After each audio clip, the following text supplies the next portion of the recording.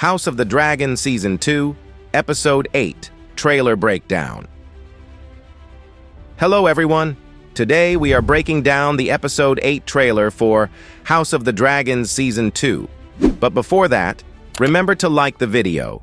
It helps out the channel a lot, and subscribe. Let's get to it. The first thing we see is Dragonstone. Mazzari and Rero are speaking with one another, while Hugh Hammer and Al the White fly around on their dragons in the background. In Episode 7, Hugh claimed Vermithor, the second largest dragon in the show, and Ul claimed Silverwing, the third largest. This will greatly improve the Blacks' chances of winning the war. Before, they only had one dragon that could match Vhagar, Crax, and even then, it was still a lot smaller. Now they have at least 3 dragons that can put up a fight. In the next shot, we see armies marching to war. The Lannister forces head toward the Riverlands to deal with the River Lords that Daemon has finally got to declare for Rhaera. We then see these Stark forces crossing the Twins, the seat of House Frey. So the Frys and the Starks will be marching towards Harrenhal to meet up with Daemon to combine their strength. We can see the Hightower army marching from Old Town, so they are heading towards King's Landing. We see Daeron Targaryen riding his dragon, Tessarion, overhead. In Episode 7, we found out that Tessarion can now carry a rider, which will be helpful for the Greens. Now, Tessarion is a fairly young dragon and won't be able to compete against Vermithor or even Syrax, for that matter. But if they face an army without a dragon, well, a dragon is better than no dragon. So during these sequences, we hear Sir Criston Cole speaking about dragons to his fellow soldiers.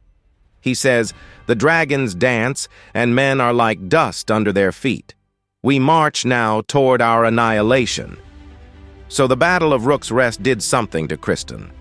It made him realize how small and insignificant he is. He could create the perfect battle plan, and it doesn't matter if the other side has a dragon. It is like a cheat code. And he told Alicent before he left, "The war is for the dragons now. It will be decided by them." And currently, there is no dragon overwatch for him, as Aemond is in King's Landing with Vhagar. Criston is marching towards Harrenhal as well to meet with the Riverlords and Daemon. Daemon has a dragon. He knows if Aemond does not arrive, they stand no chance of defeating Daemon, so he fully expects to die here. In the next shot, we see Daemon's dragon, Caraxes, and we see 2 dragons flying overhead. I know Rhaera and Daemon meet back up, so I would assume one of these dragons is Syrax with her on it. From this, we see the Tully banners who are at Harrenhal, and we see a yellow dragon. So that is Syrax, and Rhaera is meeting up with her husband, Daemon. From this shot, the dragon closest to us looks like sea smoke to me. It has that grayish color to it and is way too small to be Silverwing, so it seems Adam is riding with Rhaena to meet up with Daemon. In the next shot, we see the Blacks eating dinner. Each of the people sitting at the table are dragon riders. We will go over all of them again from left to right. Baela rides Moondancer, Hugh rides Vermithor, Ul rides Silverwing, Adam rides Seasmoke, Jace rides Vermax, and Rhaera rides Syrax. Rhaera is talking to the group, and she says, "I've entrusted you with a power only few have known. We must strike while we have the advantage." So Rhaera is briefing the newcomers. Most likely, some of them don't know exactly what is happening in the war, the alliances, and the dragons each side has. So Rhaera is just giving them a rundown and what their plans are, because, as she says, they do have the advantage. They have 6 dragon riders there and Daemon, so they actually have 7. They need to press their advantage. Rhaera does not want to make the same mistake twice. You could say it's the reason Rhaenys died because Rhaera was too passive. Now she wants to be aggressive.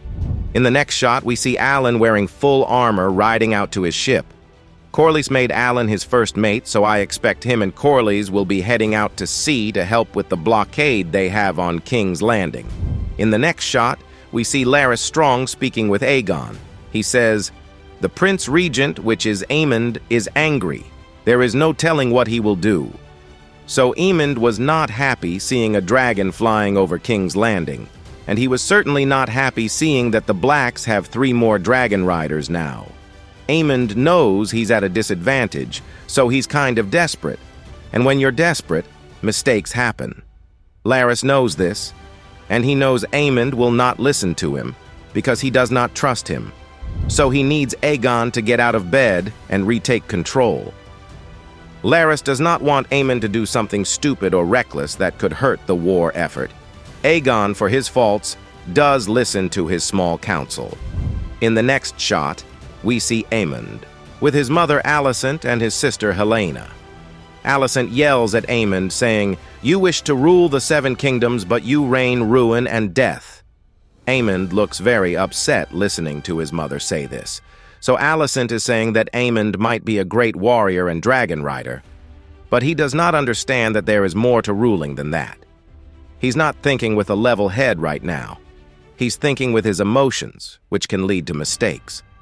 The war kind of started because Aemond let his emotions get the best of him when he saw Lucerys. So Alicent is trying to talk him out of whatever he has planned, but will he listen? I doubt it. In the next shot, we are at Harrenhal with Daemon. We see that Lord Broom has arrived as Rhaenyra instructed. He tells Daemon, "While you have mustered up an army, Rhaenyra has faltered." So Broom does not know about Rhaenyra getting 3 new dragon riders. He is just going off the info he had. But up to that point, yes, Rhaenyra was not doing so hot, and Lord Broom was letting her know about it. So I would not be shocked to see Lord Broom being like, "Hey, maybe you, Daemon, should be the one to sit the throne instead of Rhaenyra. She ain't made for this." This whole season for Daemon was basically letting go of this notion of becoming king. In the last episode, he has a vision of Aerys, and Aerys asks him, "Do you still want to be king? It is a burden that weighs you down." So I think Daemon will refuse Lord Broom's offer and then have him chained and let Rhaenyra, when she gets there, decide what his fate will be. We're now with Aemond and Helaena. Aemond says to her, "Pretenders raise new riders against us. I need you to fly with Dreamfire to battle." Dreamfire is Helaena's dragon, which I do not believe we have seen yet in the show. Aemond knows he needs more dragon riders, and Helaena is the only option he has right now until his brother Darren gets there on Targaryen. But Dreamfire is actually a pretty good-sized dragon, as big as Caraxes, Daemon's dragon. I hope she goes to battle. I would be fine with this change, to be honest, because she is barely in the season. I would like to see her do some stuff, but I don't think it will happen. I'm pretty sure the scene of Alicent yelling at Aemond happens right after this, so Aemond probably gets mad at Helaena for not wanting to fight, so he yells at her, and Alicent yells at Aemond, protecting her daughter. In the next shot, we get a good close-up of Vhagar and her pearly white, and we see Aemond on top of her overlooking a burning seat or city, something like that. We hear Aemond say, "We will answer outrage with outrage. I've looked all over. I have no idea what seat or what town this is. I would assume it's a black ally." Of course, Aemond could have done this on his way back from Dragonstone after following Silverwing. This was kind of his way of releasing some anger. This could explain why Larys thinks Aemond is unhinged at the moment, burning a random town. Even if it was a black ally, he never gave them a chance to surrender. It could also explain why Alicent called out her son in that earlier clip. We get some quick shots here. Another shot of the Starks crossing the Twins, we see the High Towers marching again as well, and we see Adam of Hull in full armor. So things are about to go down. At least we know Adam will be flying into some dangerous territory if he is armored up. We see a fleet of ships sailing out. I can't tell the sigil, to be honest. It almost looks like there are 6 sigils on the sail. Could this be sellswords, perhaps from Lys? Aemond did seem like he wanted more fighting men, but they also would be there to break up the Valyrian blockade, which is hurting the small folk of King's Landing, which caused the riots in Episode 6. In this shot, we see Tyland Lannister speaking with the Triarchy. Aemond also wanted to make an alliance with them to help break the Valyrian blockade. He assumed the Triarchy would want revenge on Corlys since he waged war with them twice. Tyland is getting to know them and their customs. It seems like they enjoy a bit of mud wrestling, all in good fun, of course, I don't know how much fun Thailand is having, but everyone else seems to be enjoying themselves. In the next shot, we see Rhaena running around the Vale. There's a wild dragon at the Vale, a rather large one. Rhaena has had no luck in claiming any of the Targaryen dragons, so she will try her luck with a wild one. In the next shot, we see Corlys also in full armor, so he is heading out to his boat and is expecting a battle on the sea, I imagine. In this shot, we see Daemon giving a speech to the River Lords who have declared for the Blacks. They are all kneeling to him, swearing fealty to Rhaena. Daemon says, "For every one of us who falls, 100 of them will. There will be no mercy."